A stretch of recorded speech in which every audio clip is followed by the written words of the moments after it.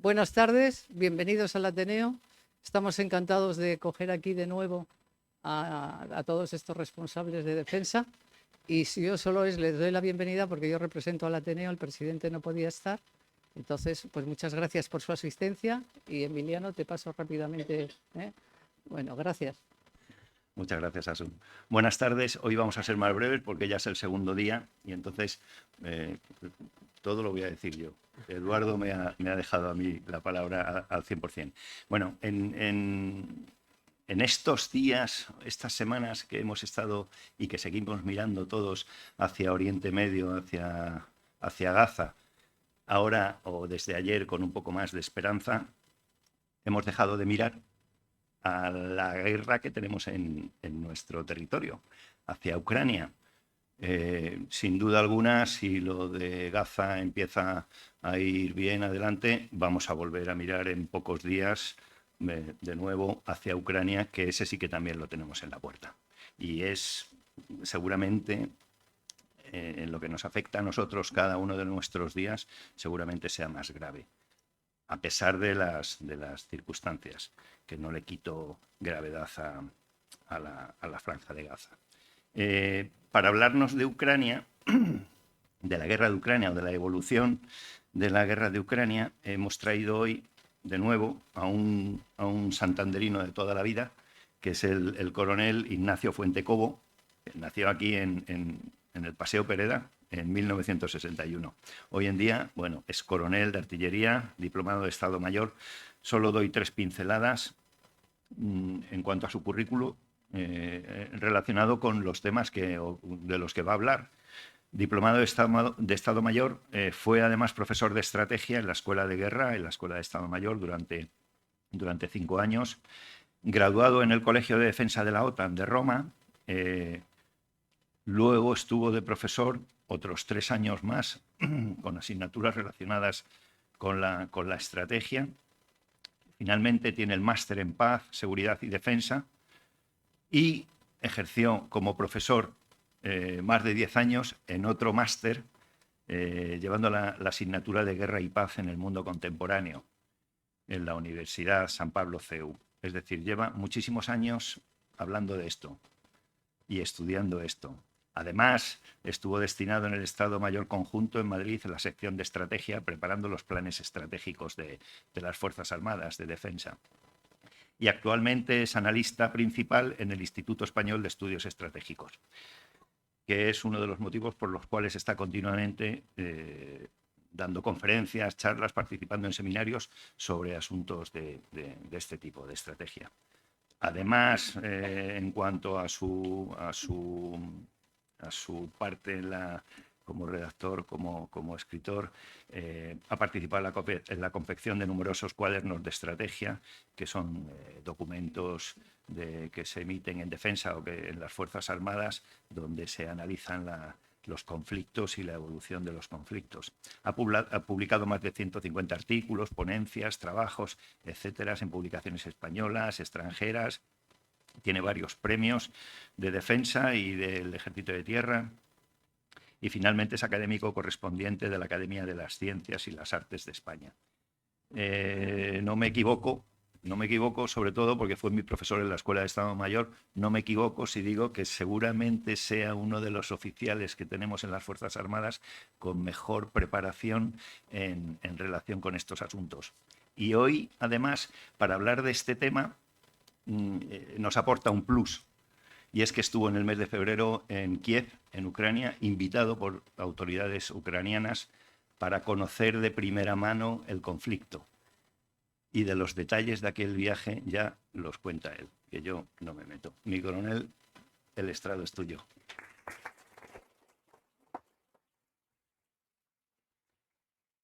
Bueno, muchas gracias, Emiliano, por tu amable presentación. Se nota que fue alumno mío y aprendió bien, ¿no? Para mí, evidentemente, todo lo que ha dicho, quizá en este foro, es claro que lo que más orgulloso me siento es que soy de Santander, y por tanto, venir aquí es un auténtico privilegio. Y más para hablar sobre los temas a los que me dedico profesionalmente, ¿no? del sitio donde estoy, en el Instituto Español de Estudios Estratégicos, fundamentalmente analizamos los conflictos, las implicaciones que tienen estos conflictos para la seguridad europea y principalmente para la seguridad de España, ¿no? Y publicamos mucho al respecto y también hacemos nuestras propias recomendaciones y nuestros propios análisis, sabiendo que, aunque somos un think tank que pertenece al Ministerio de Defensa, no somos la postura oficial del Ministerio de Defensa. Por tanto, lo que yo les voy a presentar aquí no es la postura oficial del Ministerio de Defensa, y que se alinea evidentemente con ella de una manera importante, pero fundamentalmente son mis propias consideraciones y reflexiones sobre un conflicto que está arrasando Europa.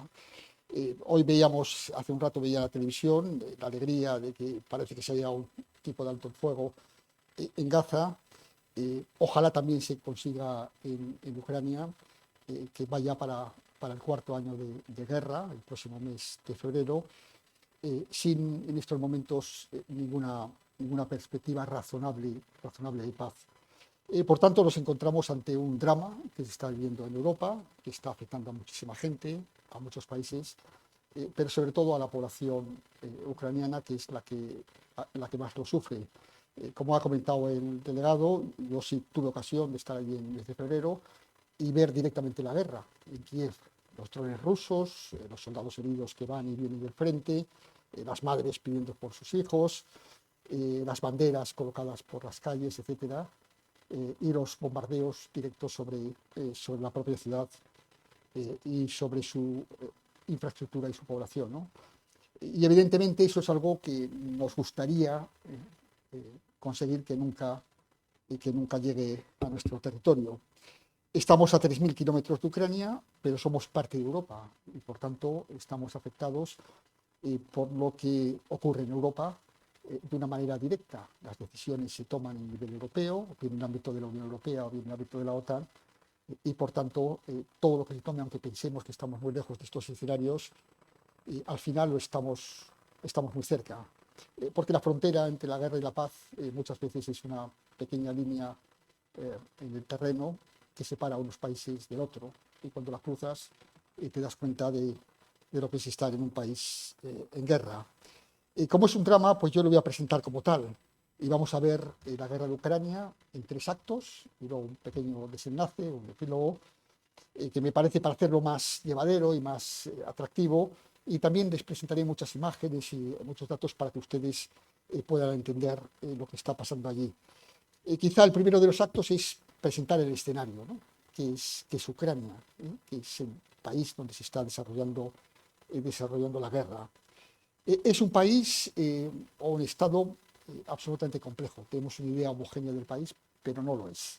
Hay una parte central, que es de población mayoritariamente ucraniana, pero luego tiene muchas minorías que viven en Ucrania. Y eso a la hora de entender la guerra es importante, porque en Ucrania se está decidiendo no solamente el desenlace de un conflicto entre 2 potencias, o si queremos entre 2 conjuntos de potencias, una Rusia y sus partidarios, y por otra parte Ucrania y los países, entre ellos los europeos, que la apoyan. En cierto modo se está jugando el orden de seguridad europeo, porque si las fronteras se modifican en Ucrania y salta el orden de seguridad que se estableció en el 75 en Helsinki, pues evidentemente otros países seguirán el mismo ejemplo y empezarán a hacer también reivindicaciones territoriales en una parte de Europa, que es el este de Europa, que está lleno de territorios irredentos. Allí en Ucrania hay muchas minorías y hay muchos territorios que en algún momento de la historia pertenecieron a otros países, los perdieron a lo largo de la historia, y quizá puedan pensar que si Ucrania al final se desmembra o termina en una situación trágica, pues a lo mejor ellos también pueden avanzar sus posiciones. También es un estado complejo porque detrás de Ucrania hay también mucha mitología. Los mitos fundadores de la fundación de los estados rusos o del estado ruso, inicialmente en Kiev. Este mito de la fundación del primer estado eslavo lo tienen ambos países al mismo tiempo, o se lo atribuyen ambos, tanto los ucranianos como los rusos. Los rusos alegan una serie de derechos de posesión territorial, entre otras cosas porque ellos afirman, y así es, que el sur de Ucrania lo conquistaron ellos a los turcos. Y por tanto esa zona que fue colonizada pues, con población ucraniana, pero luego en el siglo XIX y luego con la industrialización en el siglo XX, también fue recolonizada con población rusa, pues ellos entienden que es una parte del territorio que ellos denominan como Nueva Rusia. Durante mucho tiempo esto era indiferente, porque rusos y ucranianos vivían en un mismo estado, que al principio fue Rusia, antes de la Revolución Soviética, y después fue la Unión Soviética, y por tanto era indiferente si la península de Crimea pertenecía a Rusia o pertenecía a Ucrania, porque al fin y al cabo todos pertenecían al mismo estado, todos eran parte del mismo estado. Con la independencia eso empezó a cobrar importancia. Evidentemente, en esta nación compleja, pues las líneas de separación son claras y se ven casi sobre el terreno. En cuanto a la población, de habla rusa o de habla ucraniana, que va unida también a un sentimiento de identificación nacional. Es importante decir que antes de empezar la guerra, sobre todo con la revolución del Maidán en 2014, más de la mitad de la población era de habla mayoritariamente rusa. Y por tanto tenían una identificación personal, sentimental, con la cultura eslava procedente de Rusia.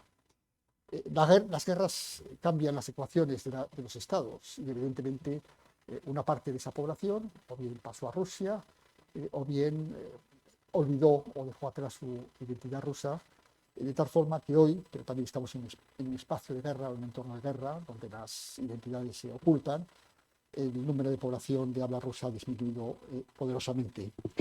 Cuando vemos este tipo de mapa, uno piensa que lo lógico o lo sensato, si quieres evitar este tipo de conflictos, es lograr una especie de integración nacional a través de mecanismos que permitan la concordia entre grupos étnicos, religiosos o lingüísticos que tienen identidades próximas pero separadas, ¿no? Pero eso en Ucrania, como en otras partes de Europa o del mundo, desgraciadamente no ocurrió. De hecho, si vemos las elecciones, los votos de las elecciones, pues también vemos una división entre ambas partes del país muy clara. Es decir, no solamente una separación lingüística, también hay una identidad religiosa, en buena medida, pero fundamentalmente política. En los primeros momentos de la independencia, Ucrania logra su independencia al final de la Unión Soviética, en el año 91, pues no tenía importancia, pero con los años esa separación, esa división política se fue acentuando hasta hacerse irreconciliable. Fundamentalmente el punto culminante fue la Revolución Naranja, que hubo en el año 2004, donde ganó un partido, las elecciones se anularon y después ganó la oposición, y eso produjo una enorme división política entre ambas partes del país. Lo importante también para entender un poco lo que está pasando es que en las elecciones previas a la Revolución del 14 del Maidán, en las elecciones las gana un señor que se llama Viktor Yanukovych, que era partidario de Rusia, es decir, era prorruso frente a la opción proeuropea. Pero son porcentajes marginales, las diferencias son marginales, ¿no? Él gobernó con un programa que era irse poco a poco aproximándose a Rusia y separándose de la Unión Europea.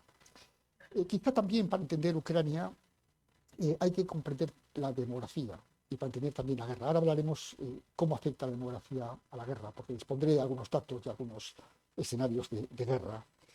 La población de Ucrania, para que vean un poco la tragedia del país, cuando en el momento de la independencia tenía 52 millones de habitantes. Cuando empieza la invasión rusa, en el año 21, había bajado a 45.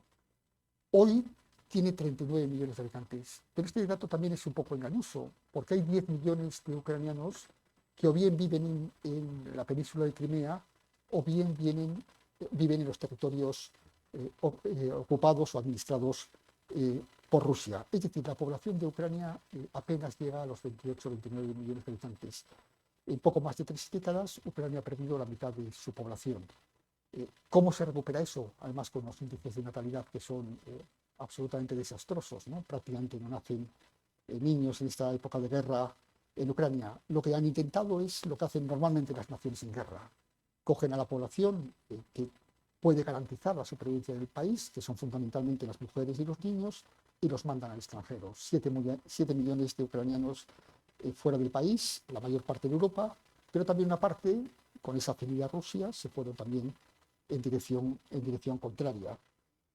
Otra de las medidas que se tomaron fue evitar someter a los perjuicios de la guerra a la población muy joven, a los chicos jóvenes, a los varones entre los 18 y los 27 años. Últimamente han reducido esa edad hasta los 25. Pero no, eso nos da una idea de las dificultades que tiene un país como Ucrania, tan mermada demográficamente, hasta el punto de considerar su demografía una catástrofe, y para sostener el esfuerzo de una guerra tan brutal, una guerra de desgaste, como la que llevan aguantando desde hace casi 4 años. Veamos el segundo de los actos, que es Rusia y sus relaciones con Occidente, o si queremos con la OTAN.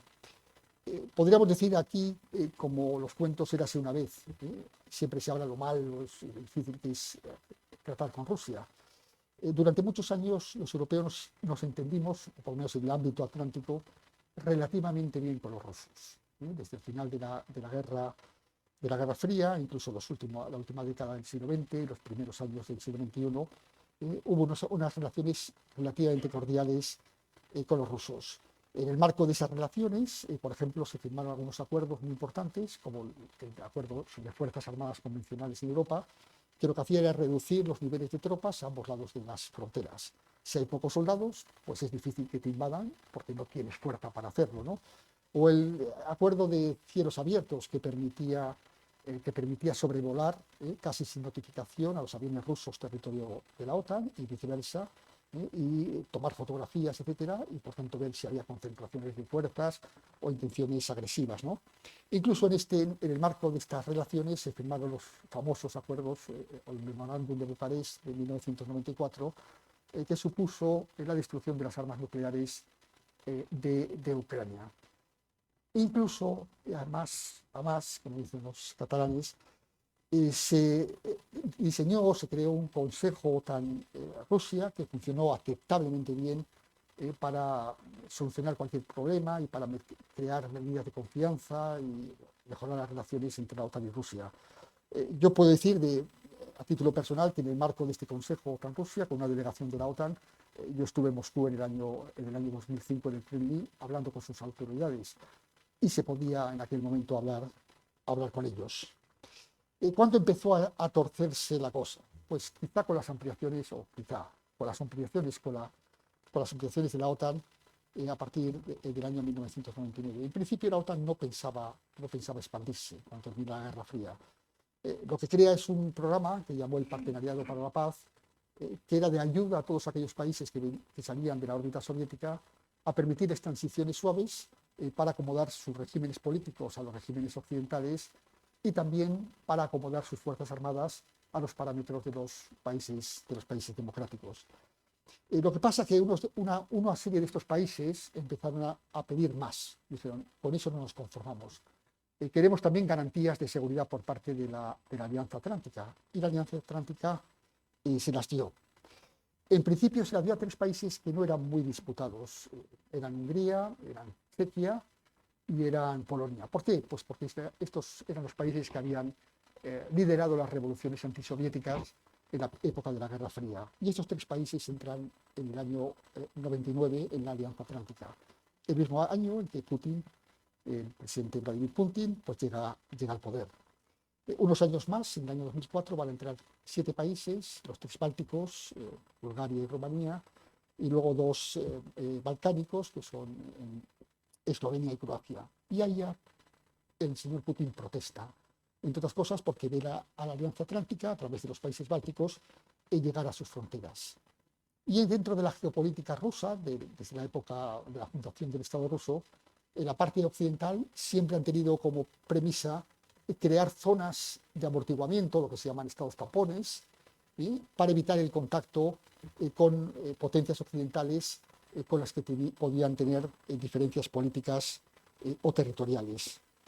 Bueno, ¿y esto cómo se interpretó esta ampliación por parte de la OTAN? Pues ya en el año 2007, 3 años después de esta segunda ampliación, en la conferencia de Múnich, en febrero del 2007, el presidente Putin se dirige a la audiencia y más o menos nos viene a decir, mire, ustedes nos han engañado. Ustedes nos prometieron, cuando se acabó el fin de la Guerra Fría, que nunca se expandirían hacia el este, eso de ni un centímetro hacia el este. Y nosotros entendemos que esta expansión, que no contábamos con ella, es una medida provocadora. Bueno, ¿y qué es lo que habían prometido los occidentales, europeos, atlánticos y norteamericanos a los rusos? Pues les habían prometido, o les habían, en conversaciones al final de la Guerra Fría, les habían dicho, mire, no nos ampliaremos en estas circunstancias, en las circunstancias actuales, y nos ampliaremos hacia el este. Evidentemente, esto fueron declaraciones políticas, y las declaraciones políticas de altos representantes, por ejemplo, el canciller federal alemán, el Helmut Kohl, o el secretario general de la OTAN, Manfred Werner, o el propio secretario de Estado de los Estados Unidos, Jim Baker. Es decir, fueron declaraciones que la OTAN las interpretó en el contexto de las circunstancias de la época, del final de la Guerra Fría, y que no tenían una consideración o un carácter jurídico porque no se habían firmado en algún sitio y por tanto no había un compromiso o una obligación legal de mantenerlas. Los rusos lo interpretaron de otra manera. Entendieron que el pacto, aunque hubiera sido un pacto verbal, a través de las declaraciones de sus líderes, comprometía a la alianza y a sus países y ellos se sentían traicionados. Quizá el acto donde se va a culminar esta especie de ruptura entre la Alianza Atlántica y Rusia fue en la cumbre ministerial. La cumbre ministerial son los consejos atlánticos, son la reunión de todos los presidentes o jefes de estados de la OTAN, que se reúnen 2 veces al año en Bruselas. Y en el año 2008, en Bucarest, de una manera intempestiva e inesperada, el presidente norteamericano, saliente, que era el señor Bush, hijo, el de la guerra de Irak, Afganistán y esas cosas, declaró, dice, mire, vamos a meter en la OTAN o vamos a ofrecer el acceso a la OTAN a 2 países que hasta entonces estaban en el anonimato, que eran Ucrania y Georgia. En aquel momento la opinión pública ucraniana tenía muy poco apetito por entrar en la OTAN. Las encuestas de la época hablaban de en torno al 17% de su población que quería entrar en la OTAN y mayoritariamente preferían un estatuto de neutralidad o mantener unas relaciones correctas o amistosas con Rusia. Evidentemente, esta declaración en la cumbre de la OTAN pues tuvo una reacción rusa. Inmediatamente, o unos días después, el presidente ruso, en una reunión con sus embajadores, afirmó, si esto ocurre, nosotros reaccionaremos. Es decir, un aviso, si ustedes pretenden meter a Ucrania y a Georgia en la OTAN, nosotros no lo admitiremos. El presidente de Georgia, que era un señor que se llamaba Saakashvili, entendió mal el mensaje y pensaba que el ofrecimiento, la promesa de un ingreso en la OTAN en algún momento futuro equivalía a garantías de seguridad. Y él tenía problemas con 2 pequeñas repúblicas, que eran Osetia del Sur y Abjasia, y decidió, aprovechando este entorno, que parecía que la OTAN estaba detrás de él, invadirlas, a pesar de que evidentemente eran repúblicas que internacionalmente pertenecían a su territorio. Rusia reaccionó en agosto del 2008 en una guerra muy breve, derrotó a los georgianos y proclamó la independencia de estas 2 pequeñas repúblicas federadas con la propia Rusia. Bueno, parecía que todo se había torcido. Sin embargo, hubo un intento de arreglo que fue en el año 2010, en la cumbre de la OTAN, que ese año será en Lisboa, donde se aprueba un concepto estratégico, una estrategia de la OTAN para los siguientes años. Pues se hacen unas declaraciones o se recoge una visión muy favorable de Rusia. La OTAN decide hacer lo que se llamó el reset, que es una especie de borrón y cuenta nueva. Es decir, bueno, las cosas se han torcido, vamos a intentar arreglarlo. Y de hecho en el propio documento empieza a hablar de que la cooperación OTAN-Rusia tiene un carácter estratégico y que la OTAN no es una amenaza para Rusia, sino que por el contrario lo que la OTAN quiere es una asociación estratégica con Rusia. Estamos hablando del año 2010. Incluso en esa cumbre hubo una reunión del Consejo OTAN-Rusia, donde vemos ahí al señor Medvedev, ese señor bajito, que ahora es el vicepresidente del Consejo de Seguridad Nacional y que es uno de los portavoces rusos más agresivos frente a la OTAN y frente a los europeos. Hasta aquí todo bien. Cuando empezó de una manera ya definitiva a torcerse el camino de estas relaciones entre la OTAN y Rusia hasta desembocar en la guerra, pues será con la revolución del Maidán en el año 2014, finales de 2013 y 2014. Al final luchaban o se enfrentaban estas dos concepciones, la concepción que quería una asociación con la Unión Europea y la concepción, también con un apoyo popular importante, que quería unas relaciones más estrechas con Rusia. En el año 2014 todavía estaba el presidente Yanukovych, que había ganado en el 2010 y que, recordemos, era un presidente básicamente prorruso. Lo que pasa es que este presidente tenía elecciones a finales o a mediados de ese mes, es decir, le faltaban unos meses para convocar elecciones, pero no se le dio ese tiempo remanente.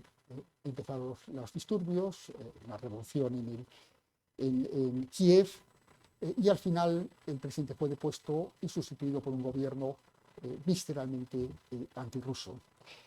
Con las revoluciones siempre hay una narrativa detrás, ¿no? Y siempre suelen preguntar, bueno, ¿esto fue una revolución, el Maidán, o un golpe de Estado, ¿no? De una manera cínica, a mí me gusta decir que cuando ganan los nuestros es una revolución y cuando ganan los que no somos nuestros es un golpe de Estado, ¿no? Por eso en Europa hablamos de revoluciones y en África hablamos de golpes de Estados.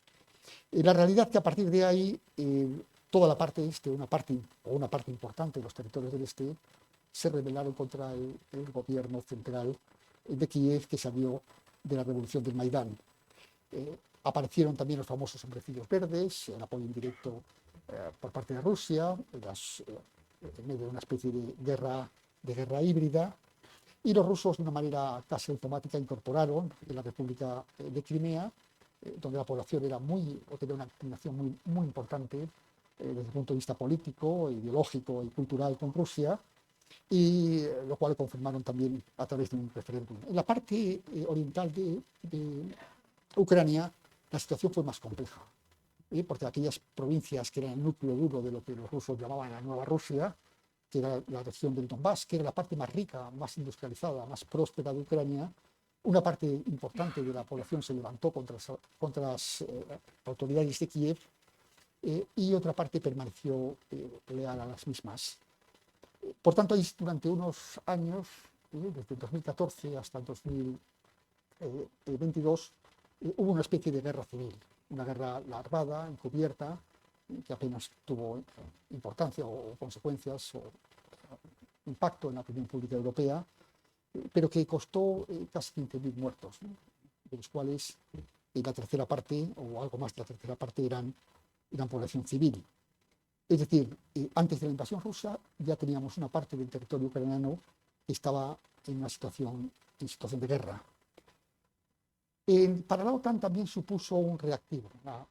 La revolución del Maidán, la intervención de esos elementos irregulares rusos, los hombrecillos verdes en las repúblicas de Luhansk y Donetsk, la ocupación de Crimea, etcétera, y empezó a reaccionar y dice, oiga, hace 4 años hemos dicho que los rusos eran, o queríamos que fueran muy amigos nuestros, ahora en el 2014 empezamos a pensar lo contrario. Y empezó a iniciar un proceso que se ha mantenido hasta nuestros días, que puede empezar a desplegar tropas en el este de Europa. La OTAN había mantenido un compromiso, una especie de pacto de caballeros después de la Guerra Fría, de no desplegar tropas ni abrir nuevas bases, instalaciones militares en los países que se iban incorporando a la OTAN, a la Unión Europea, más allá de sus fuerzas nacionales. A partir del 2014 esa política cambió radicalmente. Se empezó a desplegar al principio pequeños contingentes de tropas, unas presencias avanzadas muy multinacionales para que mostrasen el compromiso de todos los aliados, que no era solamente algunos países, sino todos los aliados. Y luego también se empezaron a tomar medidas intentando revertir lo que era el curso de la historia de la decadencia militar de los europeos. Europa ya en aquella época llevaba, desde el final de la Guerra Fría, más de 20 años de decadencia militar, y aquí es el primer intento de revertir esta situación con aquella famosa promesa del 2% que ustedes habrán oído frecuentemente. Algunos países se lo tomaron en serio y empezaron a incrementar sus capacidades militares, sobre todo aquellos que tenían una larga experiencia de tratar con los rusos y una historia trágica en estas relaciones. Países como los bálticos, que habían sufrido mucho bajo la ocupación rusa, como Polonia principalmente, y otros en menor medida, y cuanto más íbamos hacia Occidente y hacia el sur, menos impactados o menos obligados nos veíamos por este tipo de compromisos. En cualquier caso, este compromiso se aumentará sustancialmente después de la invasión rusa.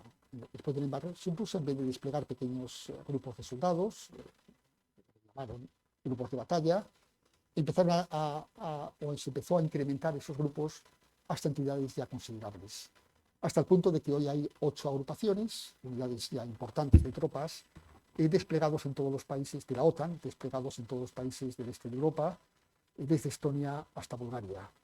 Lo que a nosotros nos corresponde, en la cumbre de Vilna, en el 2023, asumimos también un grado mayor de compromisos. Ya los habíamos tenido en Letonia, ya teníamos algunas tropas entonces ya desplegadas, y a partir de Vilna empezamos a mandar las tropas a Eslovaquia y también a Rumanía, hasta el punto que en Eslovaquia las tropas que están allí, la agrupación o el núcleo de fuerzas que está allí, está en estos momentos liderada o dirigida por España. Y también contribuimos con contingentes importantes en Rumanía, en otra agrupación dirigida por Francia, aparte de los que ya teníamos en el norte de Europa y aparte de la presencia aérea, que ahora parece que se va a reforzar, y las presencias navales en el Mediterráneo Oriental y en el Báltico. Es decir, todos los países hicieron una contribución importante, nosotros también, hasta el punto de que hoy tenemos casi 2.000 soldados desplegados en el este de Europa, en un lugar que está muy lejos de nuestras fronteras, lo cual también es un evidente compromiso de solidaridad con nuestros socios atlánticos. A mí me gusta mucho cuando nos dicen, bueno, España debería hacer más, ¿no? Yo siempre, sobre todo en foros internacionales, cuando acudes, dice, debería mandar más tropas, dar más dinero y más medios, etcétera, ¿no? Yo siempre digo, dice, mire, Ucrania está lejos de España, nosotros estamos allí por solidaridad por nuestros socios, aliados y amigos del este de Europa, y también por un principio de reciprocidad, que es el fundamento de la OTAN, ¿no? Nosotros les apoyamos a ustedes hoy, a cambio de que ustedes nos apoyen a nosotros mañana.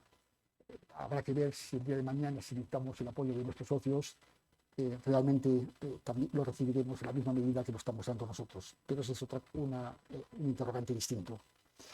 Bueno, en cuanto a más medidas que tomaría la OTAN, y ahora entraremos más en los escenarios de guerra, se adoptó un nuevo concepto estratégico en Madrid en junio del 22, en donde la OTAN dice, bueno, ya esta operación de crisis, operación de paz y tal, eso se ha acabado. Ya la OTAN difícilmente veremos a la OTAN haciendo en el futuro operaciones de paz, como hemos visto en Afganistán y en otros sitios.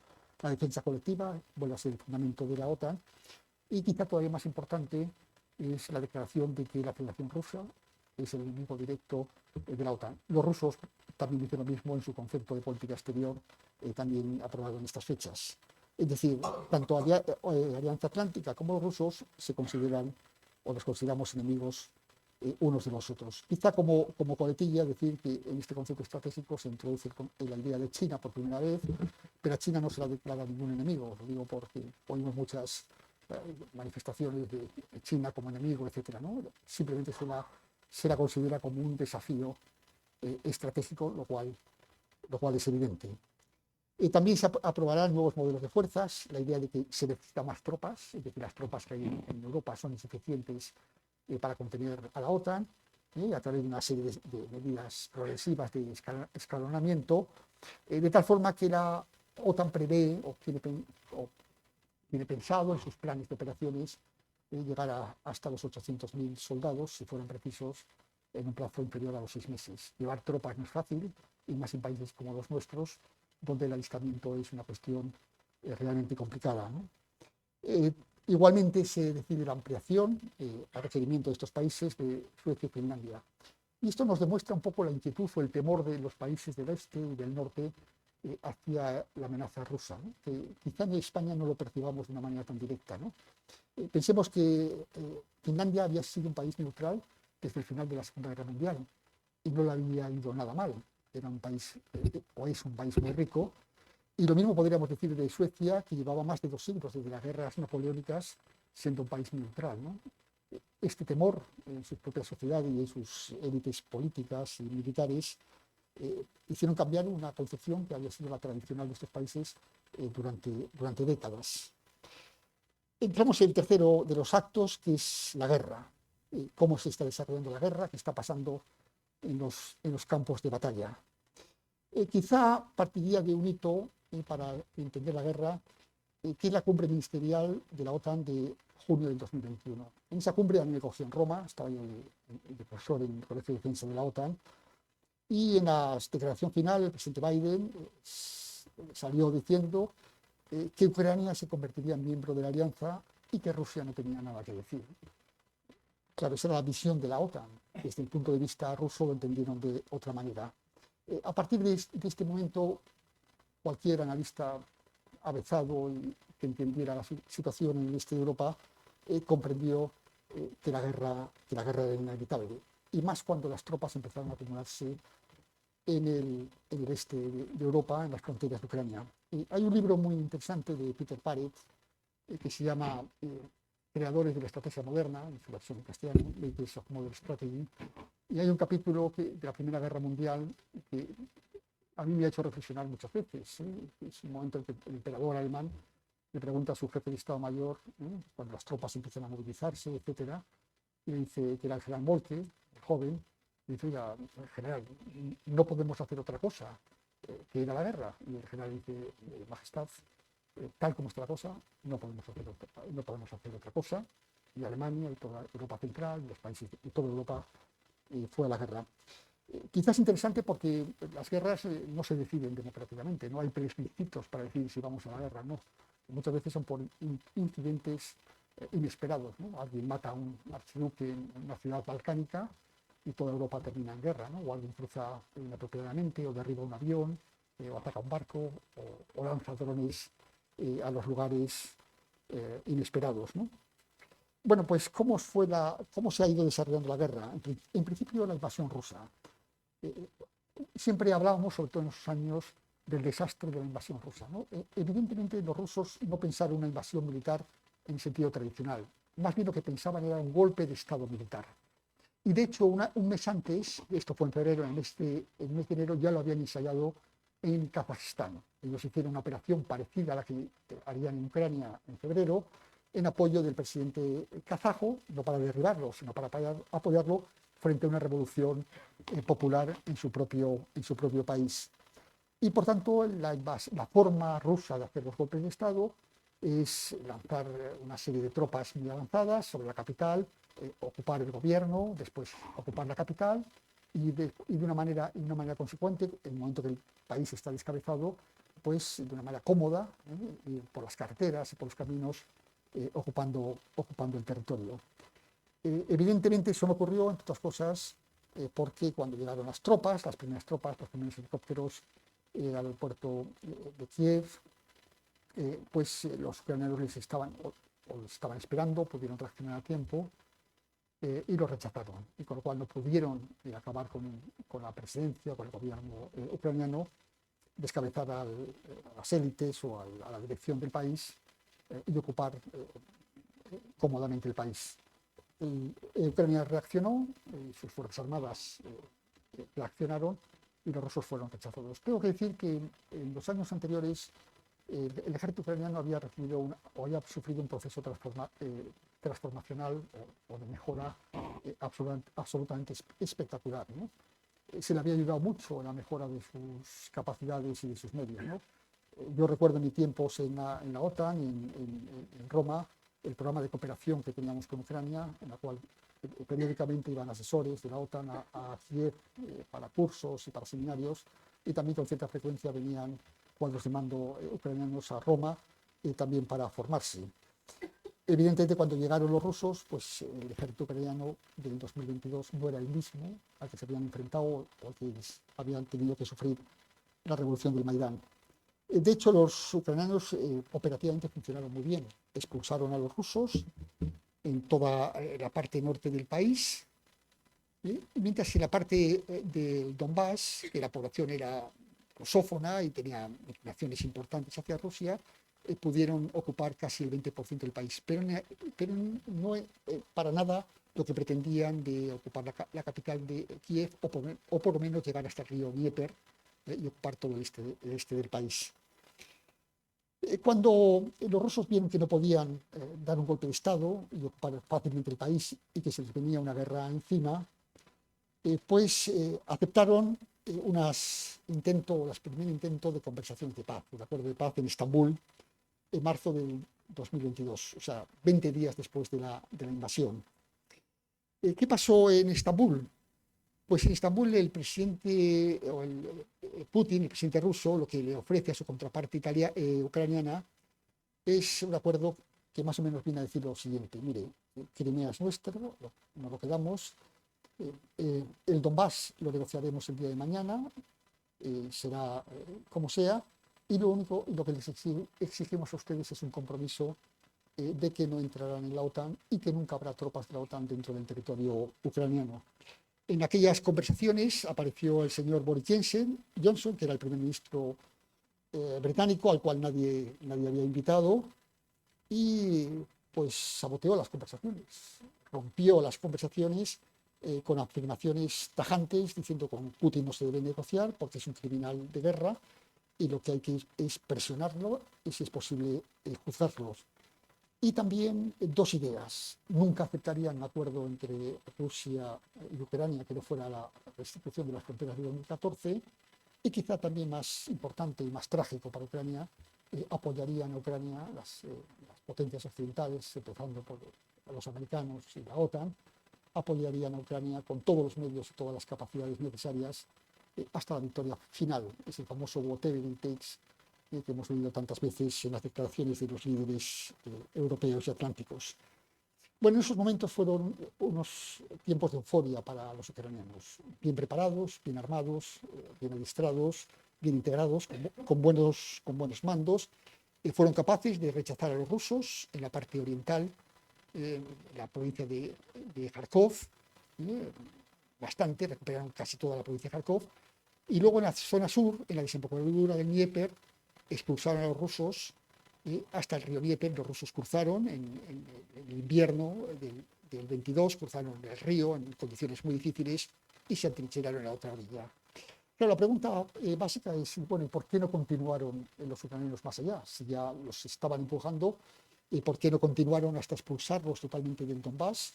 E incluso ¿por qué no entraron en Crimea? ¿Por qué no se fueron a Crimea a tomar la península en esos momentos de euforia militar? Sobre eso hay muchas explicaciones. Algunos autores dicen que los rusos pudieron reaccionar y mandar tropas de otros sitios para contener el avance.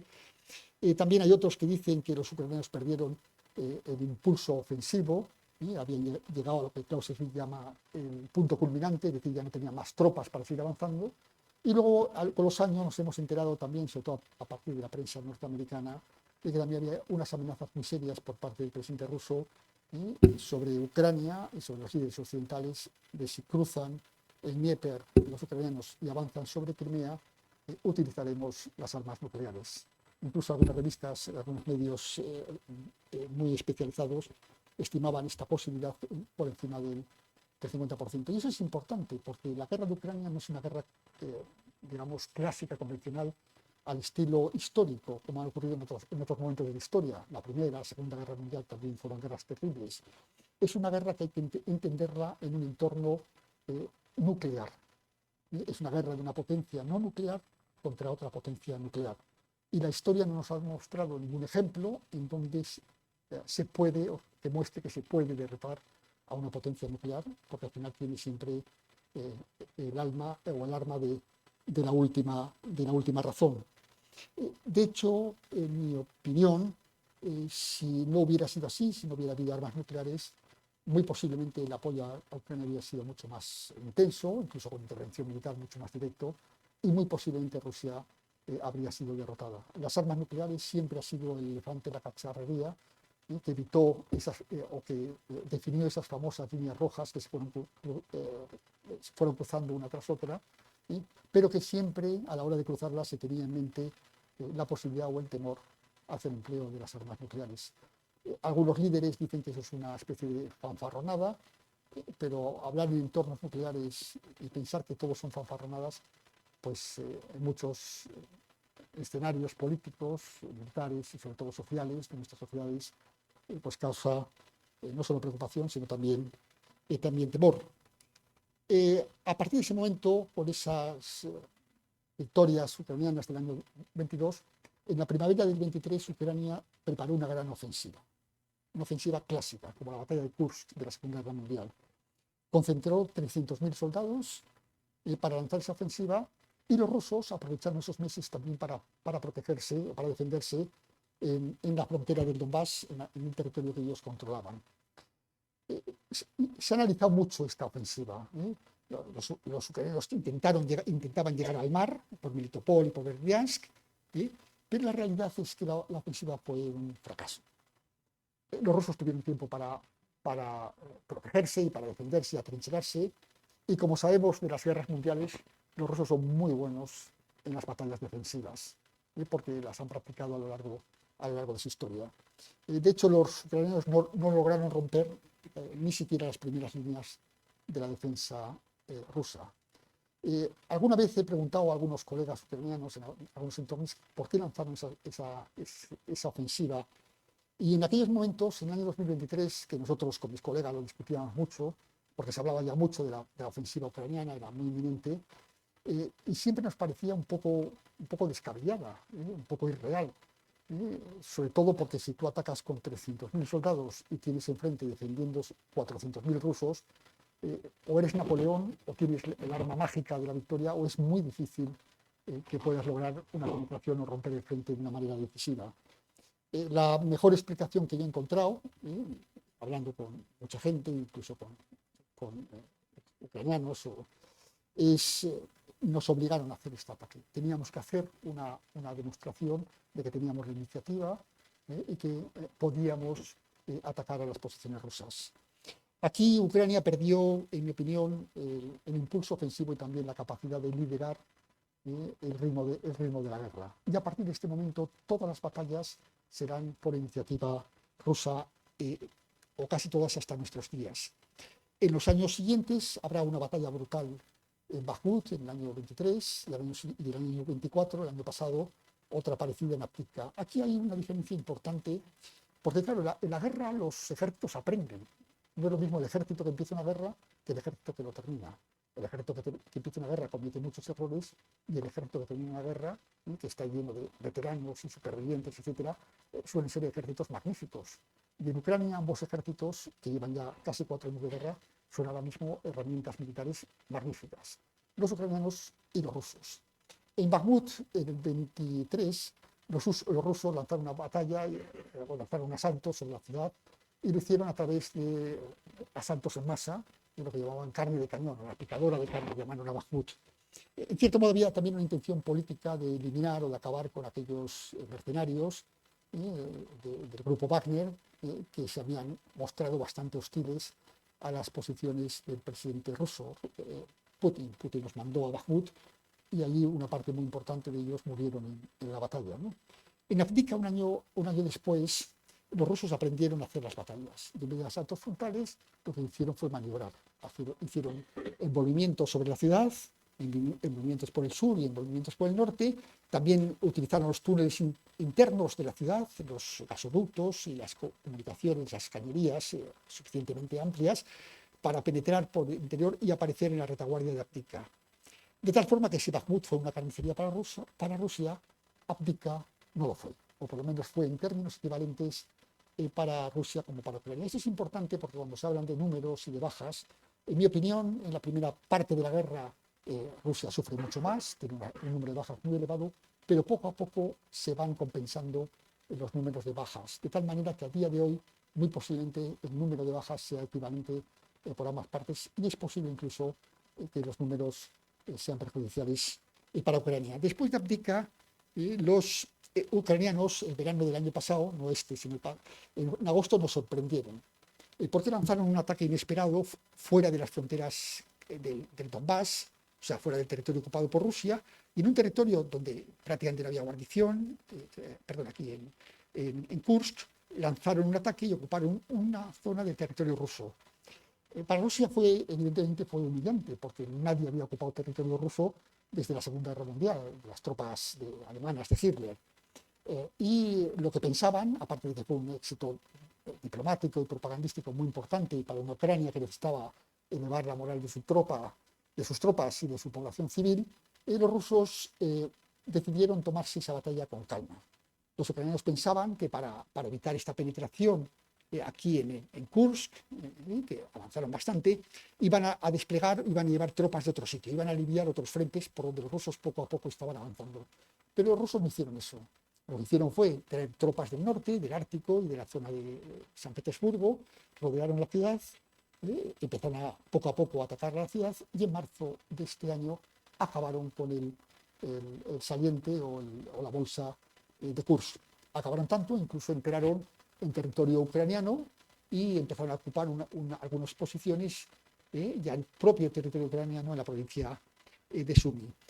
Bueno, esto fue una batalla propagandística, sí. Se hizo en un momento en que había que elevar la moral de las tropas y de la población ucraniana también. Pero también es cierto que en la batalla de Kursk los ucranianos perdieron algunas de sus mejores tropas que luego iban a necesitar en otros escenarios. Bueno, y ya vamos al año 2025. Ahora, ¿cómo se está combatiendo o qué está pasando en los frentes de batalla de Ucrania? Ahora mismo se está combatiendo prácticamente en toda la línea del frente, en toda la línea del Donbass, desde Liman hasta aquí abajo, hasta el Dnipropetrovsk.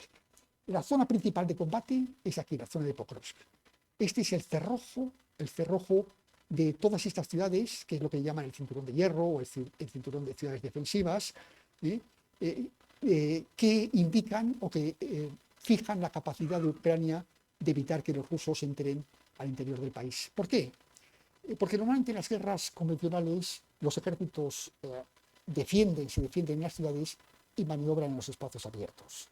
Aquí la maniobra se ha contenido mucho por las armas nuevas y todos los drones, pero sigue siendo una realidad clásica. Los ejércitos apoyan en las ciudades que ofrecen muchas más posibilidades para hacer su defensa. En esta serie de ciudades los ucranianos ahora mismo han establecido un anillo defensivo formidable y en la zona de Pokrovsk también.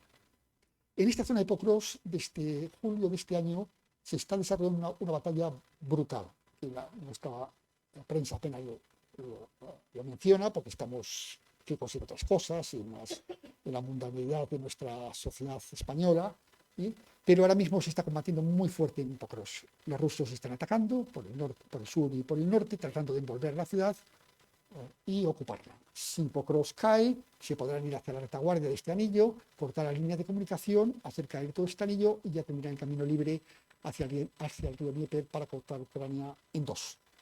Bueno, esta es la situación de la guerra en estos momentos. ¿Qué son las condiciones en el ámbito político? ¿Cuál es la situación en el ámbito político? Pues evidentemente todos sabemos las famosas conversaciones en Alaska, en Anchorage, entre el presidente Putin y el presidente Trump, que llegaron a nada, quedaron una serie de abrazos y una serie de compromisos, etc. Veremos ahora si, una vez acabado con Gaza, si los americanos ponen más carne en el asador en Ucrania. ¿Qué es lo que está pidiendo una Rusia con un presidente que se siente ganadores?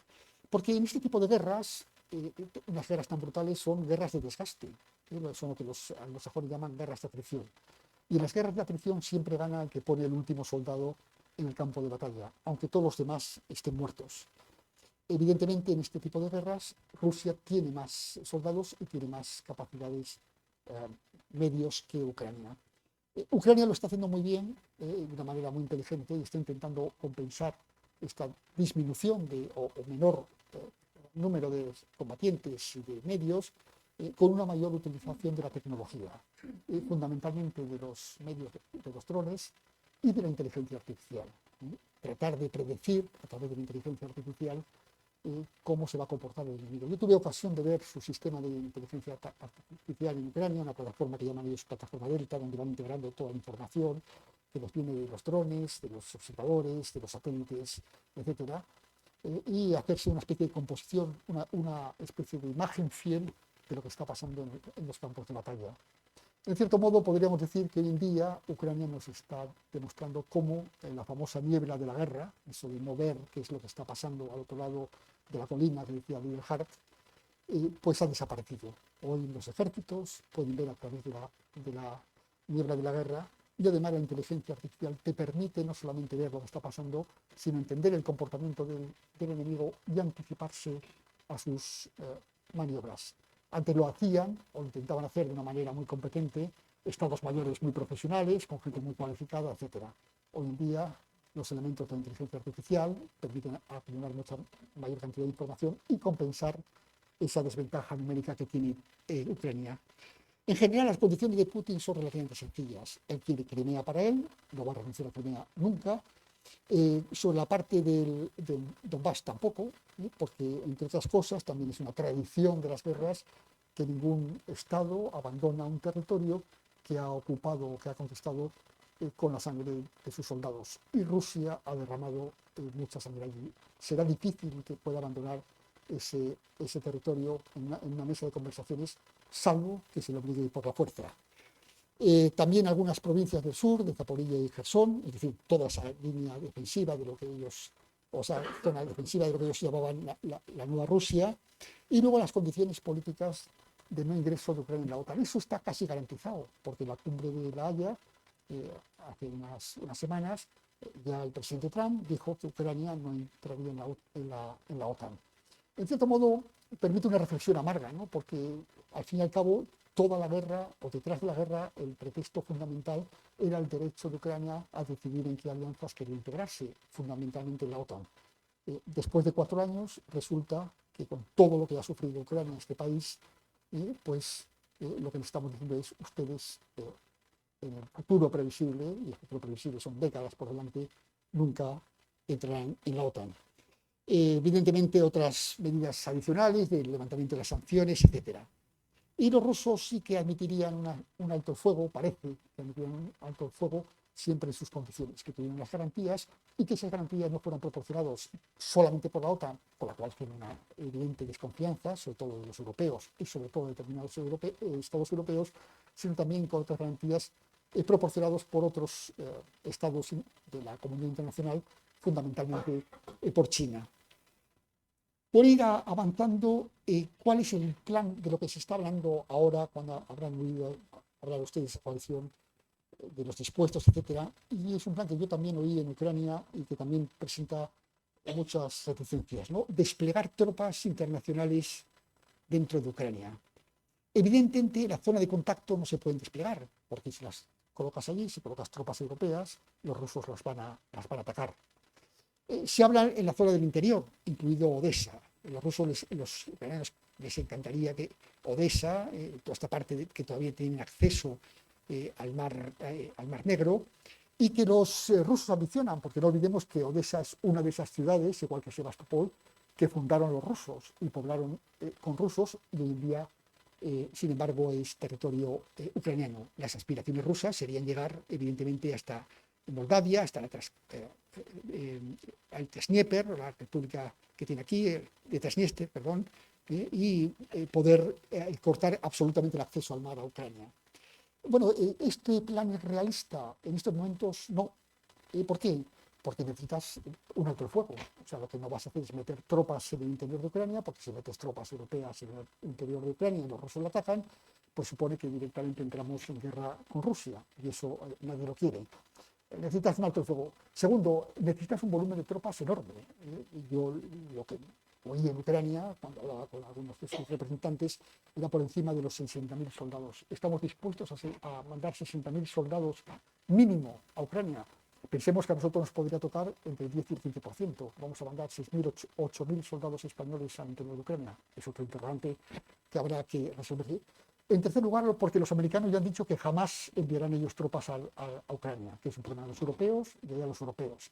Es más, el material que están proporcionando ahora mismo a Ucrania, desde la llegada del presidente Trump, ha roto el mecanismo anterior de entrega directa, y ahora lo que están haciendo es vendérselo a los europeos lo pagan y luego se lo damos a los ucranianos. Es decir, la guerra exterior, el whatever it takes que se le prometió a Ucrania en el 2022 o en el 2008, si queremos, se está transformando en un apoyo exclusivamente europeo hacia el esfuerzo de guerra ucraniana. ¿Cuánto tiempo estaremos los europeos dispuestos a financiar y a sostener esta guerra?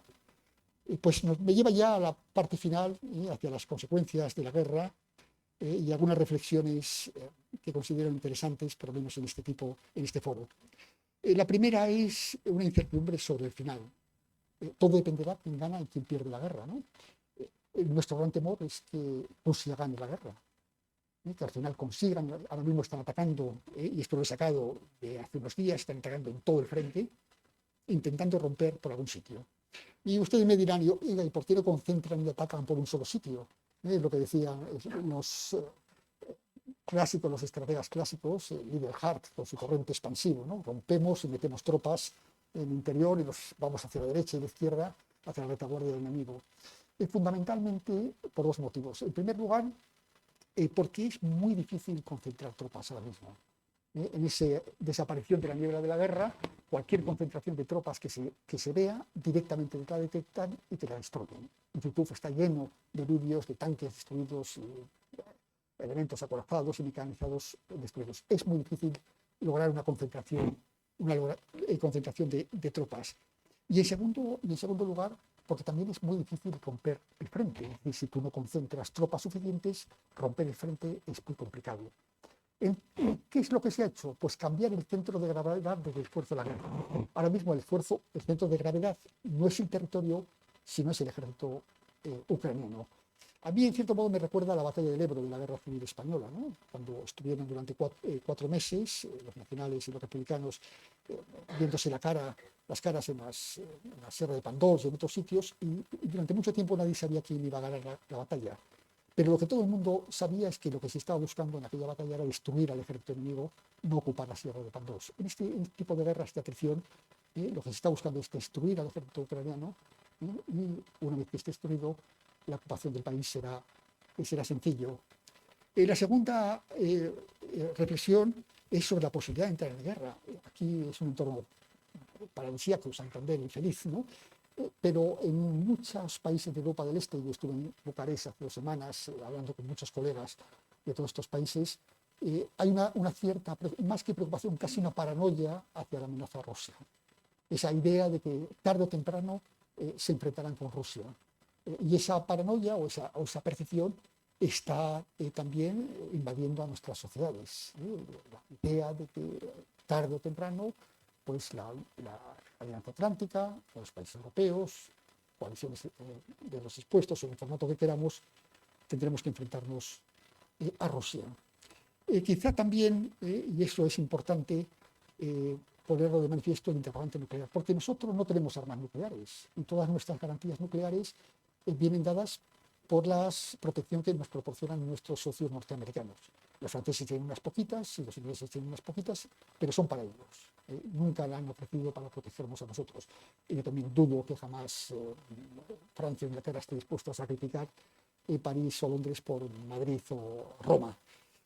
Por tanto, nuestras garantías son norteamericanas. Pero ahora mismo, con la presencia norteamericana, tenemos ciertas inquietudes sobre la efectividad de estas garantías de seguridad. Si las garantías nucleares norteamericanas desaparecen, nos encontramos desvalidos frente a una potencia nuclear, como es el caso de Rusia. Este es un debate que está en toda Europa, aunque normalmente se intenta de alguna manera tapar por la preocupación que proporcionan las opiniones públicas.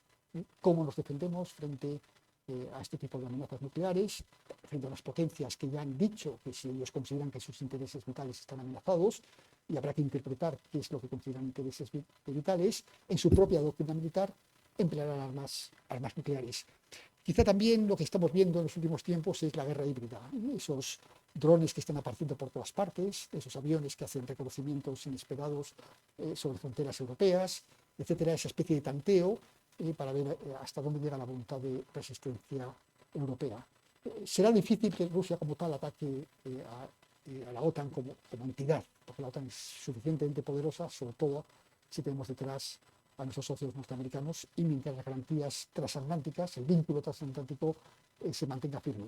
Pero ese tanteo de ver si algún país afloja y cede, etcétera, es parte de la guerra híbrida, de la guerra de desinformación, de la guerra cibernética, los ataques que estamos recibiendo en toda Europa, en todos los sitios. Recuerden los aeropuertos que se quedaron sin operar hace unos días, etcétera. Eso es un recurrente, ese tipo de guerra larvada, bajo la mesa o bajo el suelo, está ocurriendo o está pasando en muchos países de Europa.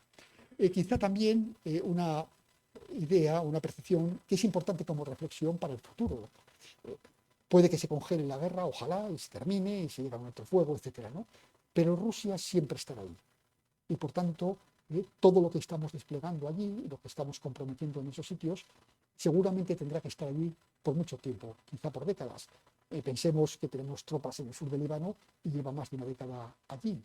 Las tropas que vamos comprometiendo en Europa del Este, difícilmente las podamos repatriar en tiempo razonable, a no ser que cambie mucho la situación de seguridad. Evidentemente también una percepción en Europa de que nuestros ejércitos son insuficientes. De hecho, una de las principales ideas que está circulando por Europa después, a medida que la guerra va transcurriendo, es no se trata solo de apoyar a un país democrático y contener a Rusia, etcétera, que también lo es, pero fundamentalmente lo que estamos haciendo los europeos es ganar tiempo. ¿Y tiempo para qué? Para rearmarnos. Y toda Europa está en una carrera frenética de rearme. ¿Por qué? Porque todo el mundo tenemos la percepción de que si los europeos tenemos que enfrentarnos solos contra una Rusia que pudiera salir vencedora del conflicto de Ucrania, no tenemos capacidades y tropas suficientes para hacerlos en los entornos convencionales, salvo que se mantengan las garantías norteamericanas. La percepción de que poco a poco los americanos van dejando Europa y centrando sus preocupaciones estratégicas en el Indo-Pacífico o en otras regiones del mundo, nos lleva a la conclusión de que quizá ha llegado el momento de empezar a pensar que la defensa de Europa debe recaer mayoritariamente o casi exclusivamente en manos de los europeos. Y de hecho algunos países ya llevan una línea de rearme muy importante, tanto que también se ha manifestado en los sucesivos compromisos. Hace unos años sería impensable haber declarado por ningún líder político que nos íbamos a gastar el 5% de nuestro PIB en gastos de defensa a partir de ya, o sea, a partir del año que viene. España, hace una década nos gastábamos el 0,9%. Ahora, este año parece ser que vamos a llegar al 2%, no lo sé, eso lo oigo de la televisión, habrá que ver si las cifras al final y somos el país que menos gasta de Europa, ¿no? Pero el compromiso no es ese, el compromiso es gastarnos el 5%, 3,5% en material militar y hasta un 5% el resto en infraestructuras, medios, equipamiento, etc. Es el compromiso. Mi impresión es que, con independencia de que los europeos intentemos de alguna manera soslayar este compromiso, como hicimos en Gales en el 2014 o en Varsovia en el 2016, los americanos nos van a mandar o nos están mandando mensajes: si ustedes no cumplen, nosotros no les protegeremos. Es decir, mantenemos el compromiso del artículo 5 de la OTAN, de protección colectiva, todos para uno y uno para todos, siempre que esos todos cumplan sus compromisos económicos. De hecho, Europa ya ha empezado con una serie de planes al respecto. De hecho, la Comisión Europea hace unos meses lanzó su libro blanco de la defensa y su plan de rearmar Europa.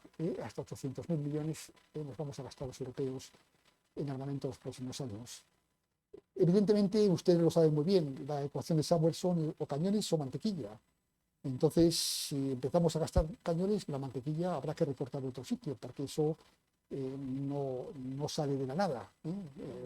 Algunos países como Alemania tienen margen para endeudarse hasta nuestros niveles, pero los países como el nuestro estamos muy endeudados y habrá que hacer recortes en otros sitios si asumimos este tipo de compromisos. También hay toda una reflexión sobre si tenemos las fuerzas armadas que necesita un país de 50 millones de habitantes, que es España. Los ucranianos en la ofensiva del 2023 lanzaron 100 brigadas y no lograron romper el frente ruso. Esos son 300.000 soldados. En España tendremos 10-12 brigadas. Esos son nuestras fuerzas armadas, nuestro ejército de tierra, ¿no? Esa reflexión está en toda Europa y de hecho habrán leído ustedes en la prensa esos debates sobre la necesidad de aumentar o de recuperar la construcción, aumentar los sistemas de reclutamiento, etc.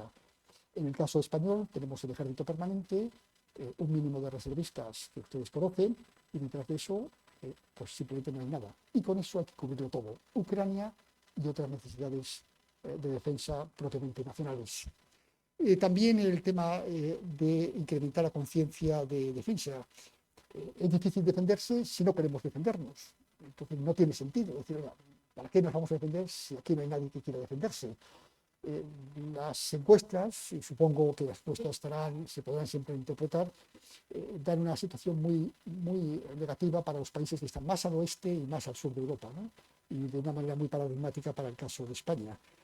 La última encuesta que he visto de Sigma 2, de junio de 2025, hablaban de que solo el 29% de los españoles estaban dispuestos a defender el país. Claro, con esto, ¿cómo se hace un ejército y cómo se prepara uno para un enfrentamiento en un tipo de guerras tan brutales como las que estamos viendo? Podemos, como siempre, meter la cabeza debajo del ala, como los avestruces, y decir, bueno, pues esto no va conmigo, y confiemos en que la tormenta amaine, y a lo mejor ocurre. Sobre todo porque la percepción que hay en toda Europa es un poco como esta pequeña viñeta que he recuperado. Dice, bueno, cuando decimos, ¿quién quiere derrotar a Rusia? Todos queremos que Rusia se pare porque son muy malos, etcétera y tal, ¿no? Claro, cuando preguntamos quién quiere al frente, pregúntenle a sus hijos, ¿no? Y cuando preguntamos quién quiere que sean otros los que vayan al frente, pues también estamos muy de acuerdo, ¿no? Que vayan los americanos, o que vayan los ingleses, o que vayan los polacos, o quien sea, ¿no? Esta es la paradoja de la situación en la que nos encontramos hoy en día. Quizá también inquietud por el vínculo transatlántico. ¿Qué pasa en los Estados Unidos? Esa división tan profunda en los Estados Unidos. Si los Estados Unidos ahí, quizá exagerado, habrán visto ustedes la película esa de Guerra Civil, ¿no? Es exagerada, pero la división de la sociedad norteamericana también preocupa, porque cuando las naciones se ocupan de su política interior o de sus propios problemas interiores, tienen poco apetito o poca inclinación para hacerlo de su política exterior. Y la política exterior de los norteamericanos somos nosotros. Y con esto y con esta imagen que saqué desde la ventana del hotel Ucrania, en la plaza de Maidán, en febrero de este año, esta imagen la saqué con una cámara mala de la ciudad de Ucrania o de la ciudad de Kiev, pues termino esta conferencia y quedo abierta a sus preguntas. Muchas gracias.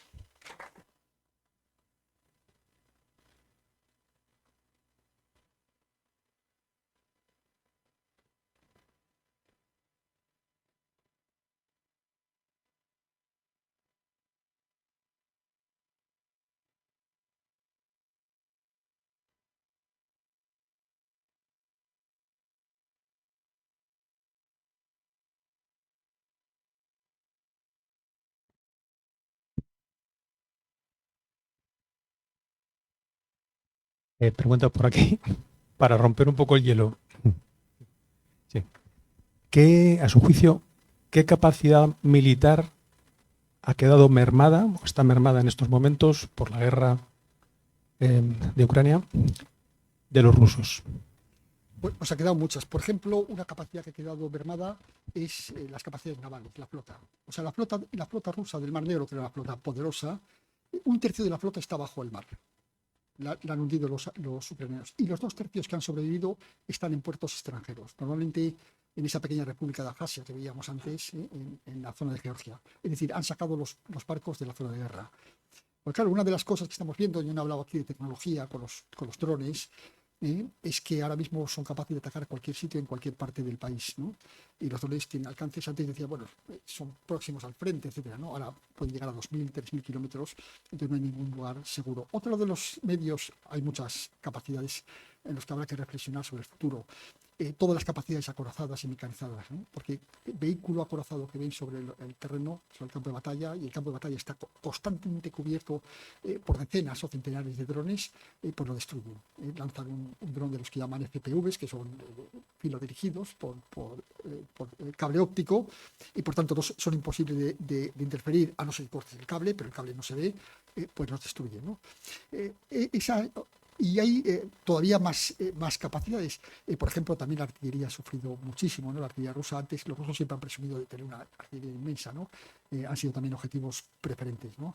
O sea, todo lo que se pueda concentrar y que pueda suponer blancos rentables están siendo atacados y destruidos. Ahora, más allá de las capacidades militares, lo que están los ucranianos concentrándose, si han leído la prensa un poco, lo habrán visto, son fundamentalmente sobre las infraestructuras energéticas.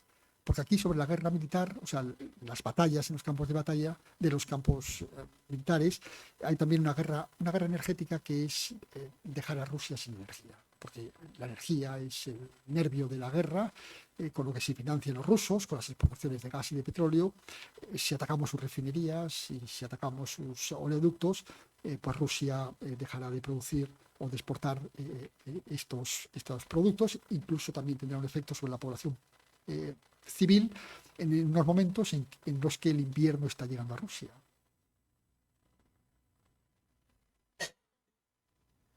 Muchas gracias, Ignacio Micronel, por la conferencia muy aclaratoria. Yo tengo mucho miedo. Y tengo miedo a Europa, precisamente. Y tengo miedo a Europa porque somos muy débiles. No podemos tragar con las condiciones que pone Putin. Porque si tragamos con esas condiciones, que son las dos primeras que has puesto ahí en la transparencia, que exige Putin, estamos dando carta de naturaleza a que mediante el empleo de la fuerza se apropie de un territorio y se lo quede. Si tragamos con eso, ¿quién nos dice que no va a hacer lo mismo con Moldavia? O con el corredor de Suwałki, por ejemplo, donde ya ha hecho unas maniobras ahí muy importantes. Y como Europa es débil, pues no sé, te dejo la respuesta. Sí, bueno, efectivamente esa era una parte de la ecuación, evidentemente. O sea, que si al final se consolida estas pretensiones o estas aspiraciones rusas y se quedan con estos territorios, pues evidentemente lo que decía Tucídides, ¿no? El fuerte hace lo que quiere y el débil hace lo que debe, ¿no? Y esa es la realidad. O sea, ya los griegos, que eran muy listos, ya escribían de estas cosas. Y nos enfrentamos frente a esa realidad. Y de hecho, en estos momentos es lo que entendemos que puede ocurrir, que somos suficientemente débiles para no poder oponernos a ese tipo de acciones por parte de Rusia. Contamos con las garantías norteamericanas. Y lo que se está intentando hacer ahora mismo, sobre todo en algunos países, es reforzar sus capacidades para poder enfrentarse con Rusia, si es necesario, solos. Es decir, detrás de todo el rearme alemán, que quieren llegar a los 500.000 soldados de aquí a 4 años, ya veremos si lo consiguen, y esos 100.000 millones que se van a gastar de aquí a mañana, etcétera, que son cantidades inmensas, lo que están diciendo es, mire, yo voy a reconstruir mis fuerzas armadas, también Polonia lo está haciendo, y ahora tiene un ejército muy decente, porque si al final hay que enfrentarse con Rusia y no me puedo fiar de las garantías proporcionadas por las organizaciones internacionales, bien sea la OTAN o la Unión Europea, lo haré solo, como lo he hecho tradicionalmente, ¿no? También sobre eso, a la inversa, se podría decir que el orden de seguridad de Helsinki, que es el que ha mantenido Europa en paz durante generaciones, pues ahora mismo está roto. Y detrás de Ucrania se está jugando, de alguna manera, todos los irredentismos y la reivindicación de las fronteras nacionales por parte de muchos países en el este, ¿no? Si eso ocurre, volveremos a una Europa que pensábamos superada y veremos repetirse este tipo de situaciones, ya no solamente frente a Rusia, sino incluso frente a potencias europeas. Pensemos, por ejemplo, el caso de los Cárpatos, con esas minorías magiares, o el caso de la Bucovina, con los romanos en Ucrania, también con aspiraciones, por no decir por la parte de la Galicia, ¿no? En Polonia, que la llaman a esa parte occidental de Rusia, todavía nostálgicamente la siguen llamando las provincias orientales de Polonia, ¿no?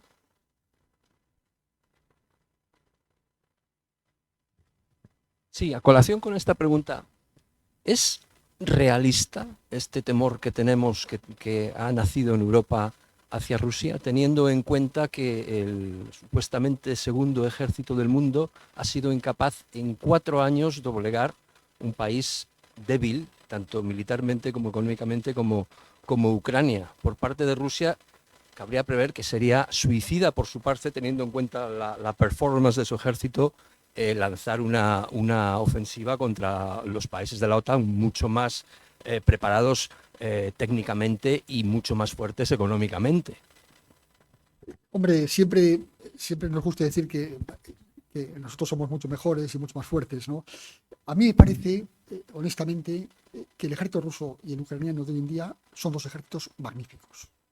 después de cuatro años de guerra, son magníficos. Y saben hacer la guerra y mover unidades y hacer acciones combinadas y conjuntas, etcétera, de una manera muy, muy profesional, ¿no? ¿Por qué? Pues porque todos los elementos, toda la grasa, se ha ido quedando en los campos de batalla, ¿no? ¿Eso quiere decir que sí puedan lanzarse contra la OTAN y cruzarla? Pues seguramente no. La OTAN como tal, no. Si pensamos en la OTAN como una alianza firme, ¿no? Y yo creo que tampoco hay excesivo apetito por parte de Rusia, porque al final de una guerra todos los países tienen que recuperarse y Rusia está en condiciones económicas e incluso en condiciones militares muy debilitada. Tendrá un ejército magnífico, pero su economía es una economía de guerra, pero claro, cuando termine la guerra habrá que volver a rehacer la economía civil para que la sociedad funcione, ¿no? Por tanto, la idea de decir, bueno, no se van a parar en Kiev y van a continuar y van a avanzar sobre Varsovia o sobre Praga o sobre otros sitios, pues era difícil, ¿no? Entre otras cosas porque también durante esos años Europa se está recuperando, pero ya hay una parte que se ha recuperado. El ejército polaco ahora es un ejército muy serio, o sea, pelearse con ellos es importante, ¿no? Los ejércitos nórdicos están bastante bien posicionados, ¿no? En el sur quizás sean más débiles por la zona de los Balcanes, etcétera, ¿no? Pero allí hay otras tropas que no son rumanas o bulgaras, que son de otros países, entre ellos el nuestro, ¿no? Que también están allí, ¿no? Es decir, el balance sería difícil, ¿no? De decir, podrían batirnos. Yo pienso que si estuviéramos los europeos solos, la ventaja en esos momentos sería rusa. Quizá en unos años, si ganamos el tiempo, como hicieron los británicos después de Múnich, ganar un año de paz para rearmarse, y dentro de unos años nos encontramos con una Europa suficientemente armada y suficientemente fuerte, pues el dibujo será, o la imagen será diferente, ¿no? Pero en este momento, y eso lo teme todo el mundo, ¿no? De hecho, yo he oído muchos comentarios de algunos colegas, sobre todo bálticos y por ahí, decir lo contentos que están de que los rusos y que Putin esté entretenido en otro sitio, ¿no? Y quizá la idea europea, y con eso termino, es mantener las capacidades ucranianas y que resistan todo lo que puedan. Porque si Ucrania militarmente colapsa, pues evidentemente tendremos a los rusos en las fronteras orientales de Europa, ¿no? Y entonces la ecuación o la ecuación de seguridad será muy distinta, ¿no?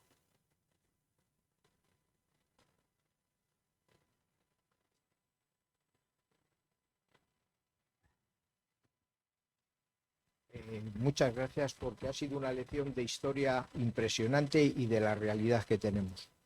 Pero yo llevo yo creo que 2 meses después de que se inició esta guerra, con un pensamiento que no me lo quito de la cabeza. Que estamos en una guerra que no podemos perder, pero que tampoco podemos ganar. Por el hecho de los contendientes.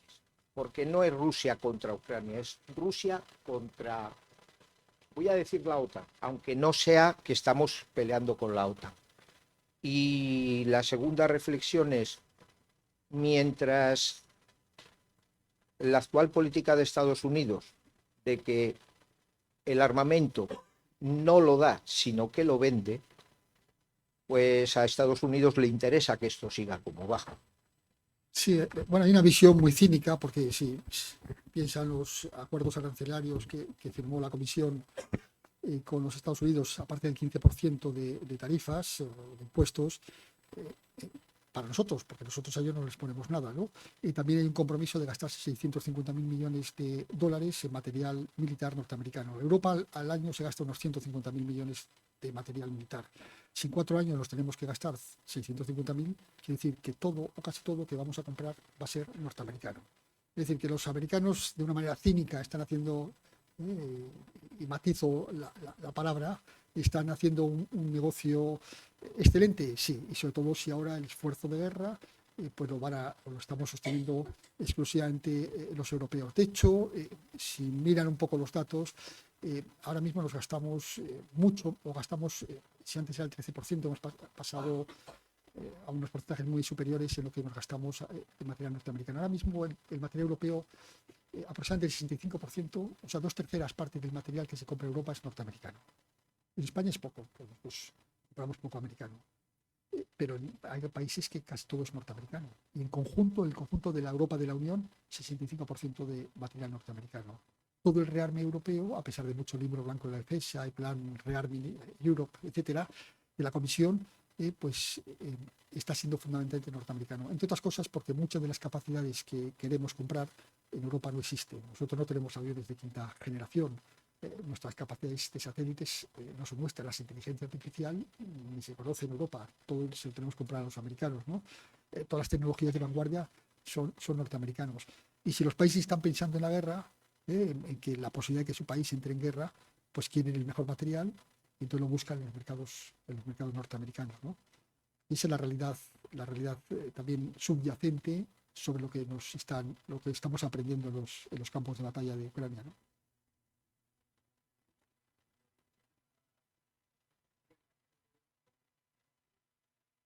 Sí, bueno, nosotros digamos que la posición oficial es apoyar a Ucrania con todo lo que necesite y durante todo el tiempo que necesite. Eso es lo que se le dijo en el momento, porque si no, un país como Ucrania nunca hubiera ido a la guerra con Rusia. Es absurdo, ¿no? Eso los niños pequeños lo saben en los colegios, ¿no? Si tú eres pequeñito y no te metes con el más fuerte, porque te va a dar una paliza soberana, ¿no? Eso es, pues en el ámbito internacional también. Pero claro, si el niño pequeñito viene con dos chicarrotes ahí y tal, pues entonces dice, pues a lo mejor me atrevo a pegarme con este señor y tal, con este chico y tal, ¿no? Y eso es lo que se le dijo a Ucrania: te vamos a apoyar hasta que derrotes a Rusia y vuelvas a las fronteras del 14. Poco a poco esa voluntad se va debilitando. Y si vemos en las elecciones políticas de muchos países, las opiniones públicas en muchos sitios se están volviendo contra esta forma de ver la guerra, ¿no? Y hay una especie de sentimiento creciente en muchas partes de Europa de que de alguna manera hay que parar esta locura, ¿no?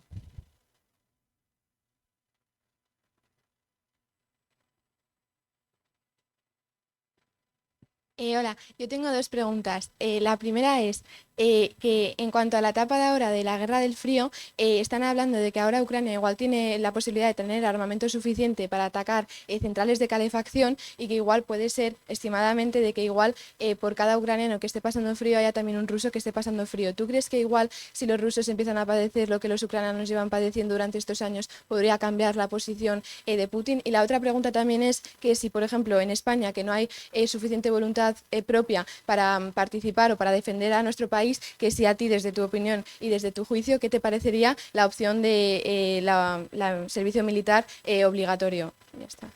Gracias. Bueno, yo la segunda, eso, si la preguntas al delegado de gobierno, el delegado de defensa, porque en ese charco yo no me meto, porque es un balón que en España no se quiere abrir, en otros países abierto, y veremos lo que pasa. Lo que vosotros, y a mí me encantan las preguntas de los jóvenes, son las mejores, siempre. Entre otras cosas porque ellos entienden que estos problemas les va a tocar a ellos. O sea, estos problemas de la seguridad, porque nosotros hemos vivido, bueno, si aquí algo muy malo pasa, siempre vendrán los americanos, ¿verdad? Y les hemos ayudado en algunas guerritas, en Afganistán, pequeñitas y tal, sabiendo, dice, bueno, no es demasiado esfuerzo a cambio de lo que nos dan. Es la seguridad, y nosotros nos hemos desarmado y nos hemos gastado en mantequilla y tenemos sistemas de seguridad social, de bienestar y todo eso que son fantásticos, entre otras cosas, porque una parte muy importante de nuestra seguridad ha descansado en nuestros socios transatlánticos. Lo que pasa es que los americanos ya nos han dicho que no, eso se ha acabado. Dice, los problemas europeos o no los arregláis los europeos, empezando por Ucrania. Dice, bueno, pero es que fuimos juntos, porque a lo mejor los europeos les hubiéramos dicho a los ucranianos, oye, negocia con Rusia, llega a algún tipo de acuerdo razonable, porque en esta vida se puede negociar con todos. Si hemos visto hoy un acuerdo de paz con unos terroristas convictos, confesos y convictos, que son los de Hamás. Dice, no, es que con Rusia no se puede negociar. ¿Por qué no? Habrá que ver los acuerdos, cómo se puede o en qué términos se puede negociar, ¿no? Esa es mi opinión, ¿no? Yo creo que en ese sentido el campo para la negociación siempre está abierto, ¿no? Y los europeos nunca hemos sido capaces de poner un plan encima de la mesa que no sea la muerte o la destrucción en los campos de batalla, ¿no? No ha habido ningún plan europeo y todo lo que nos está llegando viene de otros sitios. Yo confío que después de Gaza, pues el señor Trump se anime, impulse, porque en los europeos es difícil, y entre otras cosas porque hay enorme desconfianza en muchos sitios de Europa sobre la posibilidad de llegar a un acuerdo con el señor Putin, ¿no? Con Putin, ¿no? Y sobre lo segundo que me hayas preguntado, sobre el servicio militar, pues yo prefiero no meterme en ese charco, y más si esto va a ir por internet y esas cosas.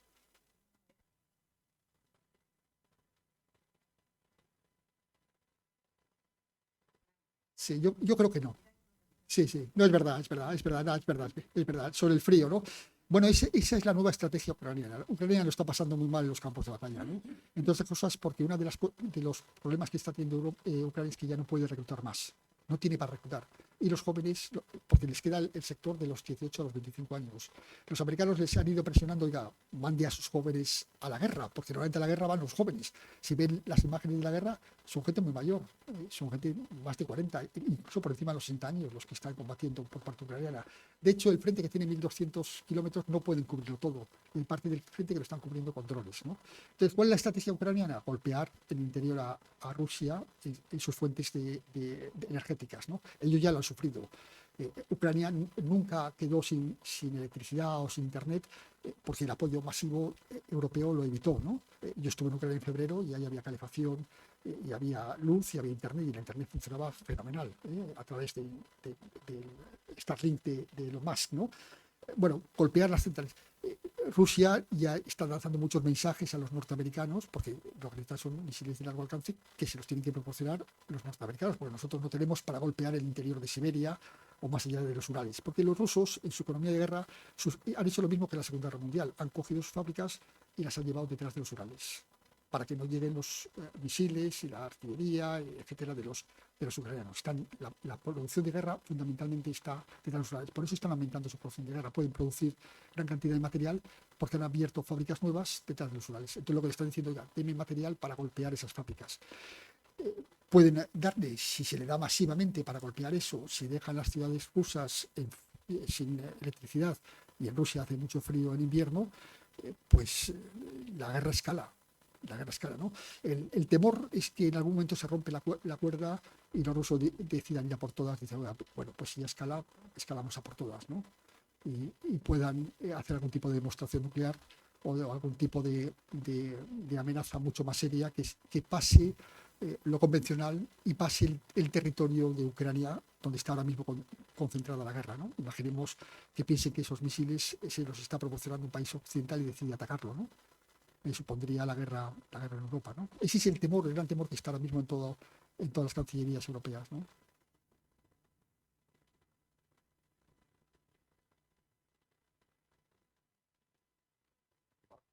Sí. Aquí, a la izquierda. Bueno. Quería preguntarle por la formación del rearme europeo, la coalición, todos los planes de inversión que están haciendo los países, cada uno por su parte, pero todos coordinadamente.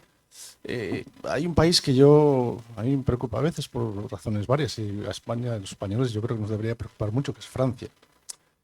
Macron ha sido tiene armamento nuclear, ha sido uno de los más beligerantes, si no el que más, frente a Putin, precisamente porque se la jugó mucho yendo a ver a Putin 15 días antes de la invasión, etcétera, y está un poco en la cuerda floja, la verdad. La situación se está deteriorando muy rápido y si hubiera elecciones nuevas, Sí. los más votados que vienen detrás no son precisamente anti-Putin, pero bueno, ahí puede pasar. Bueno, el caso de Francia es un caso paradigmático, porque a mí Francia ha sido siempre un país muy prorruso. Siempre ha tenido unas relaciones muy buenas desde la Primera Guerra Mundial, incluso en la Segunda, etcétera, ¿no? A mí lo que me parece que hay una especie de vendetta. ¿En qué sentido? En el sentido de que los rusos han echado a los franceses de África. Es decir, ahora mismo los franceses que tenían la France-Afrique, eso ha desaparecido en países como Burkina Faso, Mali y recientemente el último en Senegal. Yo estuve en África, en algunos de estos países, en Senegal y en Mauritania hace poco, y te das cuenta del rechazo antifrancés que hay en muchos de estos países. En Senegal, cuando estuve, en el mes de junio, estaban saliendo los franceses y los rusos eran muy activos con la idea de entrar allí, ¿no? Es decir, lo que me parece a mí que detrás de muchas de estas declaraciones tan explosivas por parte de las autoridades francesas hay también un sentido de decir, oiga, os queremos devolver la jugada que nos hiciste en África, que esa parte de la Francia-Afrique, del África Occidental y del Golfo de Guinea, Francia durante décadas, incluso con dependencia de los países africanos, siempre ha considerado como una especie de patio trasero suyo. Ya no lo es. Los han echado de todos los países. Bueno, muchas gracias. Es que de la última pregunta. Sí, la última. Asun. Sí, la última, por favor. La paciencia. Muchas gracias por la conferencia. Había un punto final sobre la voluntad de muchos de los ciudadanos europeos para ir a la guerra. Bueno, habría que ver qué se les pregunta, si es ir a la guerra para beneficio de las corporaciones armamentísticas, petroleras, en vez de esa forma que suelen preguntar, ¿irías por tu país? ¿Por tu país? Yo iría, claro que sí, pero no voy a ir por Exxon, no voy a ir por Microsoft, no voy a ir por cualquier tipo de corporación, Rheinmetall o cualquier de ese tipo. Y respecto a todo esto que estamos hablando sobre defensa, ¿dónde está la diplomacia? Porque realmente quien va a frenar la guerra, lo quieras o no, va a ser la diplomacia finalmente. ¿Dónde está la diplomacia? ¿Por qué no se pone ahí un punto sobre la diplomacia más importante de lo que se está haciendo ahora? Sí, y contesto, empiezo con el final. Es exactamente la misma pregunta que me hago yo, ¿no? De hecho, cuando he estado en Bruselas en algunas reuniones, que Bruselas siempre ha sido una especie de nido de pacifistas, siempre, ¿no? A mí me ha sorprendido en los últimos tiempos las posiciones tan beligerantes que hay en el Parlamento Europeo, en la Comisión, ¿no? Muy beligerantes, ¿no? Todos estos planes son planes de rearmar Europa. Y nuestros diplomáticos están hablando en esos términos. El anterior alto representante para la política exterior de seguridad y defensa, que era el señor Borrell, desde el primer momento dijo: esta guerra se gana en los campos de batalla. Pero él era un diplomático. Eso yo lo entiendo que lo diga el presidente del Comité Militar de la Unión Europea, que es un militar. Diga: oiga, esto hay que ganar las batallas. Pero los diplomáticos deben buscar planes alternativas. Y no los hay.